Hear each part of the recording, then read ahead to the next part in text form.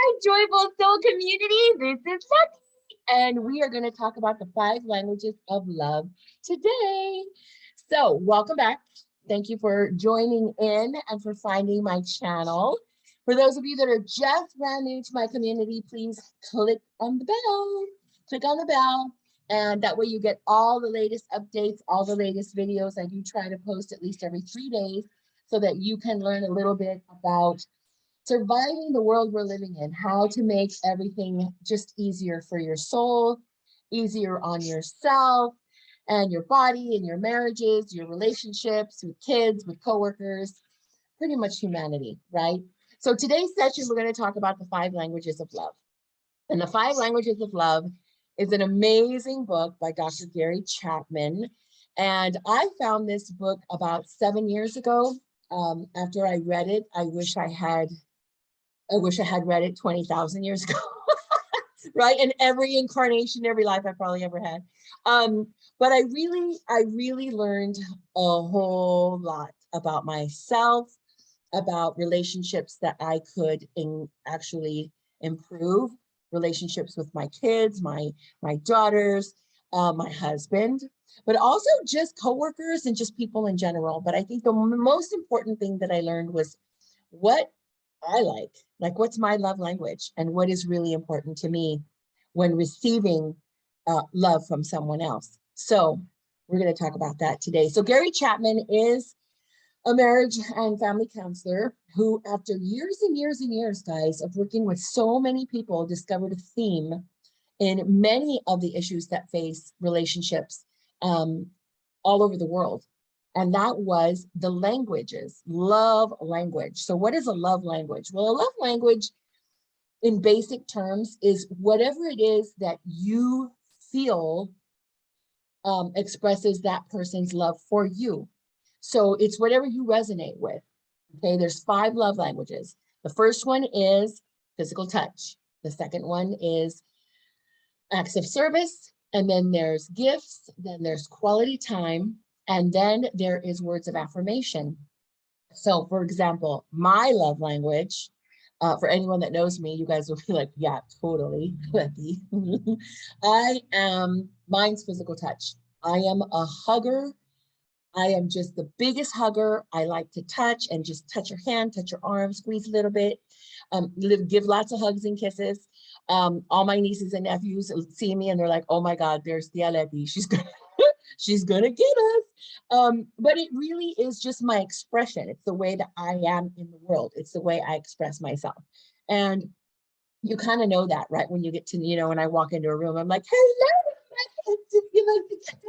I remember my mom telling this story. She still tells the story. Okay, guys, I'm like well into middle age here. And my mom will always say, oh my gosh, my Letty, I remember when she was little, she wanted to run before she could walk, and she was such a lover of life, and she used to hug everybody. Well, in first grade, I think it was first or second grade, my mom got a call from the teacher, like 2 weeks after school started. Didn't last long, right? And they said, Miss Candelaria, oh my gosh, we really want to talk to you about Leticia. And my mom thought, well, what could she have done? It's only been like 5 days. And my mom went and talked to the teacher, and the teacher said, we just love her. She's such a sweet little girl, but she's scaring the other kids. And my mom thought, well, what do you mean she's scaring the other kids? And the teacher said, well, not everybody likes to hug, and not everybody's really into that kind of, physical touch stuff. And Letty just goes crazy with it. And my mom had to pull me to the side, like after school, first grade. What are you, 6? And she was like, Mija, not everybody feels comfortable with that kind of stuff. So you got to kind of tame it down a little bit. And I was like, what? But mom, they just look so sad. Like they just need hugs, right? I thought everybody needed a hug. Everybody's going to feel better with a hug. We got lots of hugs when we were kids, right? And then in 3rd grade, my mom got another call from another teacher because he used to have circle time. And circle time I loved circle time. And circle time was where you could give warm fuzzies. And a warm fuzzy was just like a little squeeze of the hand, right? A little squeeze, or you could say something nice, like, I like your shirt, or I like your hair. It was like a compliment. It was basically really positive mindfulness in that day and age, right? Many years ago. But my teacher was so awesome. I loved him. He was so in my element. He was aligned with my soul. And so we used to have circle time and we could get warm fuzzies. Well, all right. So I was cool with the compliments. I was totally cool with the little squeeze. But, I mean, you got to add a little of your own flavor. So I thought, well, nobody's looking, so I'll just hug. So when it was time for little warm fuzzies, I took it kind of to the next level. So my mom got another call about the warm fuzzy, me taking it to the next level. So anyway, back to my story. So my first love language, really, my primary love language is physical touch. My secondary love language, in case you haven't figured it out, is words of affirmation. So I totally thrive on words of affirmation. Oh my gosh, talk about, that's like honey, honey, honey. And you know the old saying, right? You get a lot further with honey than you do with vinegar. That applies to me personally. So I mean, I think words of affirmation are just like everybody should get words of affirmation. But I am a words of affirmation. That's my secondary love language. So for me, when I'm in a relationship, the ways I feel loved and appreciated are to receive lots of hugs, lots of physical touch, and lots of words of affirmation. And words of affirmation, it's not like a compliment. It's not like, oh, wow, you look so pretty today. It's, hey, you're doing a good job. I really believe in what you're doing. I think what you're doing is great. I think, I admire this about you. Like those are words of affirmation. You can do this, have faith, I believe in you, that kind of stuff. So I melt like parquet butter. I'm just like, I'm yours in the palm of your hand. All you got to do is give me a hug and tell me I'm doing a good job. And I'm just like, da, da, da. And not being a people pleaser, but that is my love language, right? I just thrive on that. And I think a lot of kids, especially when they're little, right? They really do. Especially when they get hurt, right? A little owie or something, maybe they just need a little extra something. But there's other love languages like acts of service or quality time or gifts, receiving gifts that really do speak volumes for some people. So, for example, I had a boyfriend long time ago, many, many years ago, who was really big on gifts. And he'd just buy this stuff. Like I was always, there was always something. And I would say, oh, wow, that's so great. And I'd try to give him a hug and he'd be like, it's okay. You want to shake my hand? He'd give me this beautiful gift. And then when I went to give him a hug, he was like, no, it's okay, it's okay. Oh, good. Yes. You like it? You like it? It's okay. And I was like, yeah. But he expected that back because that's his love language. So I was in high school, right? I don't know. I didn't have lots of money back then. And so I would write, notes, or I would do the mirror etching. I remember learning that in art class. That was a big thing. So I would do like mirrors and I would do like painting or whatever. And I would make these really cool, unique handmade cards and talk about how great he was and give him all these words of affirmation.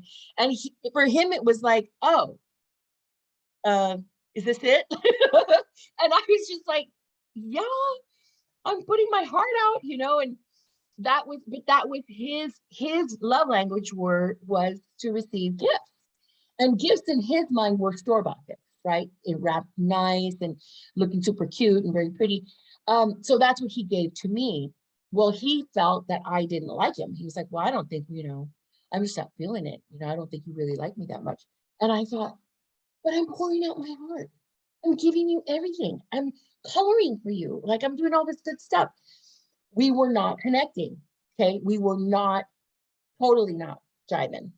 And so I'm talking primary love language here. I know there was some secondary stuff, but really that was it. So our relationship only lasted maybe 3 weeks.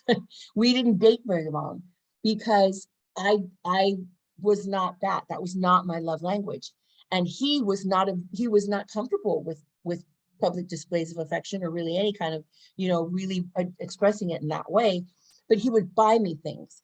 So I remember one time we had a fight at a movie theater and I just wanted him to say he was sorry or whatever and just give me a hug. I really wanted that. That would have been the icing. That would have been perfect. And I don't know where we were. I think he went into like a Payless or something, some store. And it was during the day. We went to a matinee movie, and he went into the store and he was like, get whatever you want. I'll buy you anything. You want some makeup? You want some of this or some of that? And I was like, why are you here? He said, I just want to buy you something because I feel bad. And I said, well, we can just hug it out. I mean, I'm not maybe make out a little bit, that would have been okay. But for him, he said, no, no, no, I really feel bad. I want to buy you something. And I just wasn't into stuff, I just wasn't into that kind of stuff. So back then, I think, I don't know what I thought. I was maybe 16, 17. I didn't know anything about all this. So fast forward now a few years, just a few. And my marriage, my husband, his primary love language is acts of service. And secondary is words of affirmation. So we are not aligned. So sometimes when we first got together, I said, okay, I don't need you to go paint the house. I don't want you to wash the car.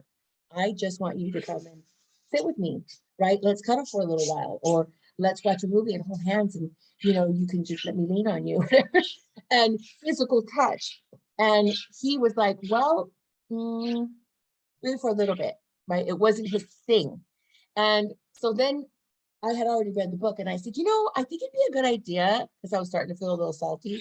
I said, I think we need to read a book together. How's that? Let's try that. So we read a book. We read this book, Gary Chapman's book. I said, this is really cool. You're going to like this. It's going to tell you everything about me. And so he did. He read the book. There we go with the bangs. What is up with my bangs? So anyway, that's the thing. That's like my signature move, right? With bangs, just doing this thing. Anyway, so he read the book.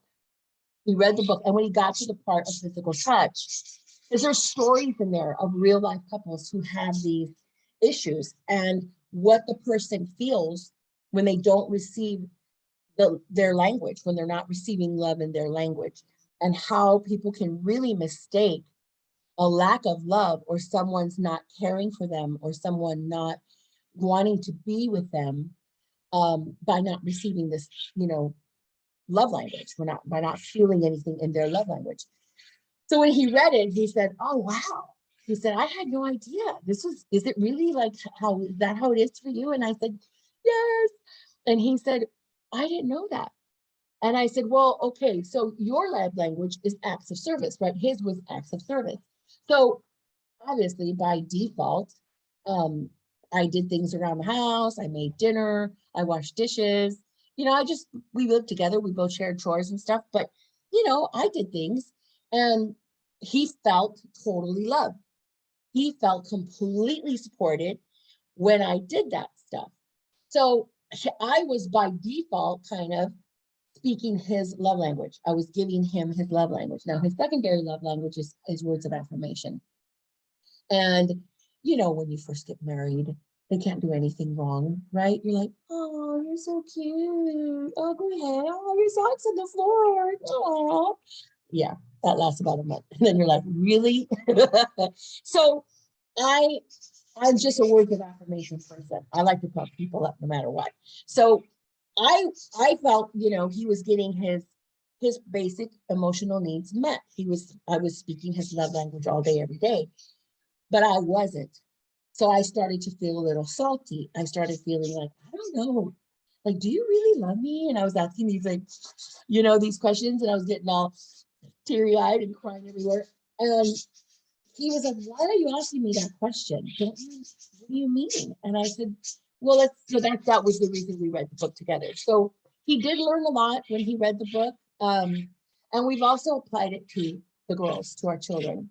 And it's important to know what your children's love language is, guys. Oh my gosh, women, men and women, everybody, learn it. Read the book. It's the 5 Languages of Love, Gary Chapman. I'm going to put it in the comments. I'll put a link to it through Amazon. And I think he might have a website, so I'll put his website as well. But it's important. It really is important to know, especially right now, we are going through a pressure cooker of energy. Okay, there's a lot happening in the world. And I know I keep saying this. I'm just going over and over and over it. But I really do, guys, whatever we can do that is going to help us all feel better in any way, whether that's at home or at work or with our relationships with people. It's going to benefit everybody, because when you feel good, you do good. When you feel loved, you give love. When you feel understood, you're more patient, you're more compassionate. You just have more to give the world, and that helps the entire universe. We all benefit. So yes, this is really meant for the whole collective energy right now. We can raise this frequency, we can raise the vibration just by being more loving, but you can't give what you're not getting, right? We can't give something we don't have inside. And so if we're in a situation where we're not feeling loved from these people who are around us, whether it's our kids or our families, brothers and sisters, whoever, maybe they're just not speaking your love language. Because and one thing that I will say that I think I'm kind of changing a little bit is words of affirmation, yes, are my secondary love language, but I'm also really appreciating quality time. And right now, we're all kind of getting back to normal, right? Everything's kind of starting to get back. We're back to seeing people and friends, and we're maybe going back into the office, or we're starting new jobs, we're doing whatever. And we're getting back into the hustle and the bustle of life. And I'm here to just remind you to take some time out. Take some time out for self-care, but also for awareness and mindfulness. And quality time for me has become kind of a thing, because when we're spending time together, I don't want to see him on the phone. Like if I'm talking and he's like, yeah, oh yeah, no. And I'm going, I didn't ask you a question. What are you talking about? I don't know what you're talking about. Then he's not paying attention. But I also am mindful of that. I put my phone completely down. I try, guys, I'm making the effort to give my 100% attention to whoever it is that I am with and to be present. That's also really important for this time that we're living in, is to feel heard and to feel like somebody is giving you their attention and that they are present with you in that moment. And so these are just some tips. I really do recommend the book. I'm excited that he wrote a book called The 5 Languages of Apologies. And that's one that I'm going to get. I think it's important. Sometimes we don't know how to fix a situation or how to remedy a situation. I know for me, with my husband, we're both going through these energies together. He has his own business. I'm still working. I'm doing a million different things. And apologies, yeah, they're good. We want to know that we're good, right? We understood each other. We've reached a level of understanding that we didn't have before. We can move forward in a different way, look at things with a different pair of eyes, and we're on that same page. Because I think an apology, and it doesn't mean that it has to happen if it's not genuine, but that's just for each other. That's just like, sorry, I didn't understand that before, or I didn't see it from your perspective, and let's move forward, right? That gives us that little that push, right, to move forward in a different way, and then experience different results. So Gary Chapman, 5 Languages of Love, everyone. I hope you enjoyed this session. I hope it brought some kind of peace and validation for you. If you're a hugger like me and you're not with a hugger, they need to know how important it is. But that applies to everything. If you're really into gifts and I think, one thing I will say, I have a daughter whose primary love language is receiving gifts. And I talked to her, she's a teenager, and I talked to her, I said, okay, so like what kind of gifts? Because, iPads and cell phones, and that's not going to happen every day, right? We can't do that. She said, notes, a card, maybe even a little journal, and it's not every day. She said, I don't need it every day. She said, that's not it. She goes, but just think of me. I don't want to wait till Christmas or my birthday. And I said, oh, okay, well, cool. So her secondary love language is quality time. So as long as we're meeting one, and as long as that's supporting, right, as far as she's concerned with the gift thing, she's like, yeah, I don't need to have a gift. You don't need to like put something all wrapped beautiful with a bow on my bed every day. She said, but you know, I do appreciate it. I do feel more loved when I receive that, because I know you took time to think about it. I know you took time to go get it, and you were thinking about me. She said, and that's really all I want to know, is that you were thinking about me. Well, of course we're thinking about you, Mika, you know. um, but it's nice to hear it from her. It's nice for her to say, this is my love language. And then our youngest, she's all about affection, loves hugs, loves cuddles. She sits and watching the movie. She wants to be right there, right? But also hers are words of affirmation, and she's going into high school. And I can see how that's important. I totally see how that's going to be something that for her is going to make a big difference as she goes into this next chapter of her life. So let's try to be as loving and as attentive and as mindful as we can for each other. And remember, we are the ripple on the pond of life. And whatever we want to see in the world, we have to be that first. And then that frequency and that vibration goes out into the universe, makes a difference. We all make a difference. Thanks again, guys. Please don't forget to click the bell. And if you do like this video and what I shared with you today, then hit the like button, because that allows more people to see it. Once again, my name is Letty, Joyful Soul, and I am excited and I'm blessed that you are here with me in this moment. And in this moment, no, know the answer, right? You are loved. Thank you so much. Have a beautiful day, everybody. God bless you. Bye.